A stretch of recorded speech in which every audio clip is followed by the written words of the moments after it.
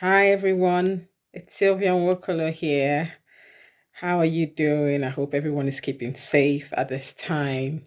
Today I'm going to be talking about secret eating because this is an area where there is going to be a lot of struggle with, especially at this time when we're all self-isolating and you're stuck at home. You're at home most of the time. You've always had this habit of secret eating, and now you have people at home with you, and it can be a worry for you at this time how you can, how you can cope with it, how you can cope with the the habit you've already formed. So we're going to be talking about how you can break free from that habit of secret eating. The first thing you should do is, being aware of it, becoming aware of it, bringing it to the light. You have to be true to yourself. There's one thing, lying, or denying it to other people, but you can't deny it to yourself. So it's time to just take a standpoint, bring it to the light, acknowledge that it's an area you need to work on. And one way you can start to bring it to the light is to journal, because journaling it without judgment, writing down everything you eat, and how you feel while you had it, as in writing down your feelings and what led to you eating, and what time of the days you eat like that, and what time of days you try to hide food, and you feel guilty about it. And when you journal it, it makes it, you bring it to the front, you bring it to the light, and that's the first step of dealing with it, because you've brought that from that subconscious to the conscious. So you're now aware that there is a problem that needs to be solved. And when you know that there's a problem that needs to be solved, that is, it might sound vulnerable, admitting that you have a problem, but that is the key first way of solving the problem. The next thing you should do is to believe you can change. Because if you do not believe that you can change, you just stay in the problem, talking about the problem and not moving forward and not doing anything about it, just talking about the problem. But when you believe that you can change, when you work on your BS, you work on your belief system, you gain new knowledge, find new purpose, decide to change. If you do not make that decision to change, you'll just be wallowing in your comfort zone, the familiarity of eating secretly. But when you know that you can change, when you believe that this is not you, this is not, you can change, it is, it gives you that power to take the necessary steps to changing.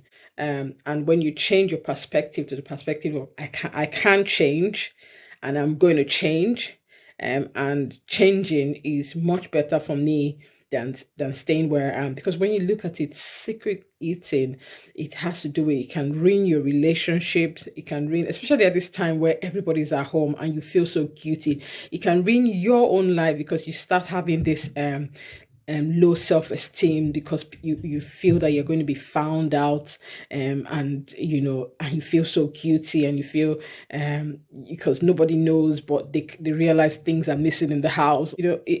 It can ruin your relationship, and it can ruin your self-confidence, and you don't want that. So the best thing to do is, as I said, number one, becoming aware of it, journaling it down, and then knowing that you can change. Because when you believe that you can change, and you change your perspective, knowing that I really want to change, when you take that standpoint of I really need to change, and I really want to change, and the way you should do this is writing down what you benefit from changing. Writing down where you are right now, as in how is affecting you right now. Okay, write down everything, how it's affecting your relationships, how you it's affecting your self-confidence, how you feel, after you have done it, and how you feel. Write everything down, then write what the what the new you will look like. what that confident you will look like, what the relationships you're forming will look like, what you will feel about yourself after you've overcome secret eating. So when you've done that, it makes it clear. I mean, if there isn't a strong reason for you to move from where you are now, secret eating, to where you want to be, you wouldn't make the change. But if there is a strong reason for you to move, if you can see the benefits of living where you are, it is the key step to breaking free from secret eating. And so after you've done this, the next thing is changing the way you eat.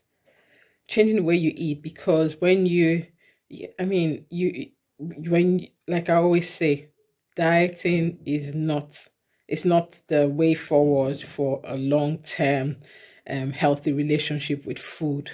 So when you change the way you eat to the point of nourishing your body, eat appropriately at the right time, and stay hydrated. Start there, take those steps of eating appropriately and staying hydrated, and you're accountable to yourself. And staying accountable to yourself is the first is you know is the next step for you to break free, because now you're accountable to yourself. Now you're true to yourself. These steps you're taking is what you're doing for yourself. You're writing it down, and first of all, you're aware that there is a problem. You journaled it and you can see the pattern. And then the next thing, you gain more knowledge of knowing that there's a change, and you can changing your perspective, and knowing that there is a new you that you can get to. You do not have to stay in the present moment where you are now. You can shift your belief system, you can shift the way you eat. And then after doing that, making the necessary changes to nourish your body, and keeping your body hydrated. These steps would help you break free from secret eating, because now you don't have anything to prove to anybody but yourself. When you're living for other people, that's when there's an issue, and that's when you feel like you need to hide what you do.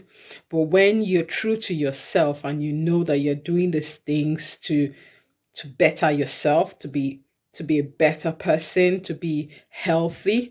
And why do you need to be healthy? When you list why you need to be healthy, you're doing it for yourself, you're not doing it for anybody. And so therefore you're breaking that habit of hiding what you eat, because in your mind, I'm choosing right, I'm choosing the right meals. And who cares if I want to eat more than I'm eating now? Don't change your portion size now. You just want to nourish your body right now. And when you can nourish your body with the right food, then you talk about portion size. But you want to break free from the habit of hiding your food. You're feeling guilty about what you eat. And the only reason why you would feel like that is if you feel that you're going to be judged, and you feel that you're eating too much, or you're eating too much of the wrong thing.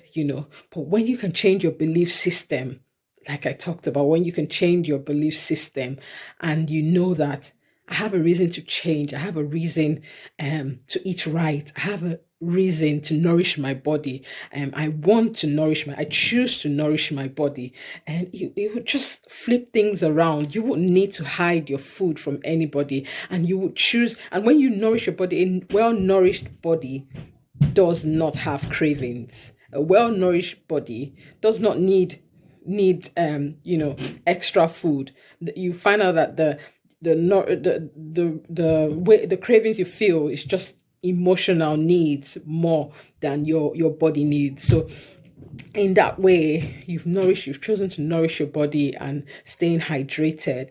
Another thing I'll talk about is, dealing with the things you do for self-care.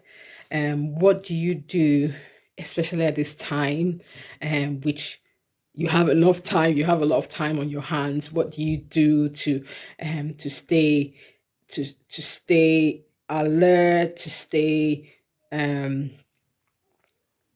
what's that word I want to say, to keep going. What do you do to be vibrant and not feel like, oh, you're stagnant and you're not going anywhere? So you need to put down things that make you, things apart from food, that make you going, that make you improving, that make you productive. That is the word, productive. And that make you productive, because when you know, when you prioritize the things that make you productive, that is another way of breaking free from secret eating. And so in that way, when you have become aware of it, and when you know that you can change, and when you take when you nourish your body, choose to nourish your body and stay hydrated. In other words, teaching any diet mentality. And when you know that you're doing this for yourself, you're not doing it for anybody else but yourself, and you do not need to prove yourself to anybody, and then eventually you break free from secret eating, and you form the relationships, you nurture the relationships you have, you be healthy. And so I hope that you will take this on board and break free from secret eating. I know you found this useful. This is one of the things which I address with my clients, and if you feel the need to take it to the next level and really you know break free from secret eating, I've put the link below to book a free call with me, and then we can discuss further. Thank you.